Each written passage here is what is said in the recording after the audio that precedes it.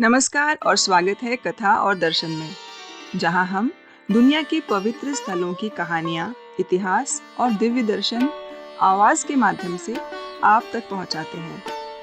आज हम आरंभ कर रहे हैं 12 ज्योतिर्लिंग श्रृंखला की प्रथम कड़ी। भगवान शिव की वो ज्योति जिसने काल, इतिहास और आक्रमणों को परास्त कर आज भी अरब सागर के तट पर दीपक की तरह जल रही है। आज कथा और दर्शन में है सोमनाथ ज्योतिर्लिंग के दर्शन। ये सिर्फ एक मंदिर नहीं, आस्था की अमरता का प्रतीक है। गुजरात के पश्चिमी छोर पर जहां धरती समुद्र को गले लगाती है, वहीं लहरों की गर्जनों के बीच सोमनाथ मंदिर दिव्य ज्योति की तरह खड़ा है। अरब सागर के सुनहरे किनारे पर स्थित ये ज्योतिर्लिंग प्रकृति और आध्यात्मिकता का अद्भुत संगम है। इस मंदिर का ज्योतिर्लिंग आदि अनादि ज्योतिर्लिंग कहलाता है, अर्थात समय की शुरुआत से पहले भी ये था और अंत के बाद भी रहेगा। प्राचीन कथा के अनुसार चंद्रदेव की 27 पत्नियां थीं, जो कि दक्ष प्रजापति की पुत्रियां थीं। लेकिन चंद्र अपनी सभी पत्नियों में से रोहिणी से अधिक प्रेम करते थे। दूसरी पत्नियों ने अपने पिता दक्ष से शिकायत की। क्रोधित होकर दक्ष ने चंद्रदेव को श्राप दिया, तुम धीरे धीरे क्षीण हो जाओगे, तुम्हारा तेज समाप्त हो जाएगा। श्राप के प्रभाव से चंद्रदेव मध्यम होते गए, उनका अस्तित्व लगभग समाप्त होने लगा। तभी देवराज इंद्र और ऋषियों की सलाह पर चंद्रदेव ने प्रभास तीर्थ में भगवान शिव की कठोर तपस्या की। उनकी भक्ति से प्रसन्न होकर शिव प्रकट हुए और श्राप को आधा कर दिया। इसी स्थान पर भगवान शिव ने चंद्र को अपने मस्तक पर धारण कर सोमनाथ नाम से विख्यात किया। श्राप मुक्त होने के बाद अपने पूर्व जन्मी तेज के प्रतीक रूप में चंद्रदेव ने यहाँ पहला शिवलिंग स्थापित किया। मान्यता है कि ये शिवलिंग स्वयंभू था, यानी स्वयं प्रकट हुआ था। यहीं से सोमनाथ तीर्थ का आरंभ हुआ और ये स्थान चंद्रप्रभा तीर्थ के नाम से भी जाना जाने लगा। पुराणों में वर्णित है कि लंका के राजा रावण ने भी यहाँ भगवान शिव की कठोर तपस्या की। घोर तपस्या के बाद शिव प्रसन्न हुए और उसे एक शक्तिशाली शिवलिंग प्रदान किया। इसी के कारण यह क्षेत्र रावणेश्वर क्षेत्र भी कहा जाता है।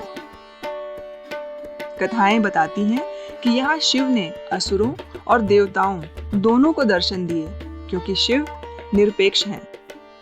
भक्त की भक्ति देखते हैं, जाति, कुल, रूप नहीं। सोमनाथ मंदिर का इतिहास एक अद्भुत गाथा है। यहाँ आस्था हर बार विध्वंस से बड़ी साबित हुई।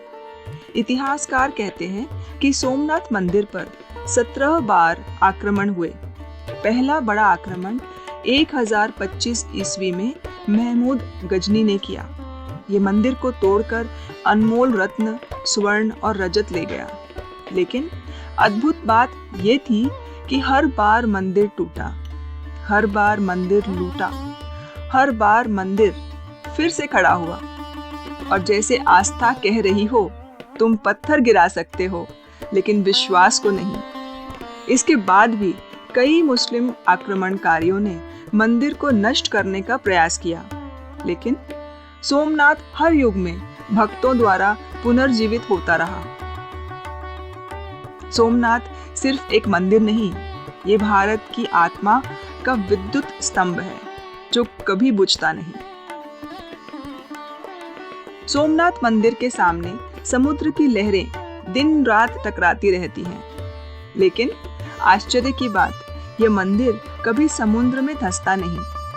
लहरें इसे छूती हैं, सम्मान देती हैं, मानो प्रकृति स्वयं शिव के चरणों में प्रणाम कर रही हो।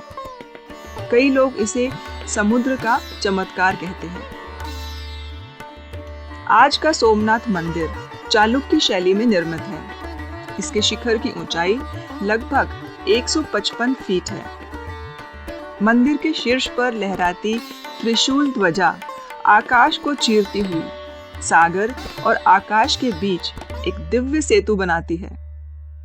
मंदिर के गर्भगृह में स्थित शिवलिंग अत्यंत शांत, घेरदार और ऊर्जा से परिपूर्ण माना जाता है। आजादी के बाद सरदार पटेल ने सोमनाथ का पुनर्निर्माण करने का संकल्प लिया। उनकी प्रेरणा से 1951 में मंदिर का उद्घाटन भारत के प्रथम राष्ट्रपति डॉक्टर राजेंद्र प्रसाद ने किया। उन्होंने कहा, सोमनाथ भारत की सांस्कृतिक चेतना के पुनर्जागरण का प्रतीक है। आज सोमनाथ दुनिया के सबसे पवित्र और प्रसिद्ध शिव स्थलों में गिना जाता है। हर दिन लाखों भक्त यहाँ आकर शांति, भक्ति और दिव्यता का अनुभव करते हैं। सूर्यास्त के समय मानो सागर की गोद में शिव स्वयं दीपक लेकर खड़े हों। यह थी सोमनाथ ज्योतिर्लिंग की संपूर्ण कथा। अगली कड़ी में हम लेकर आएंगे मल्लिकार्जुन ज्योतिर्लिंग की कहानी और दर्शन। कथा और दर्शन को सब्सक्राइब करें और इस आध्यात्मिक यात्रा का हिस्सा बने। ओम नमः शिवाय।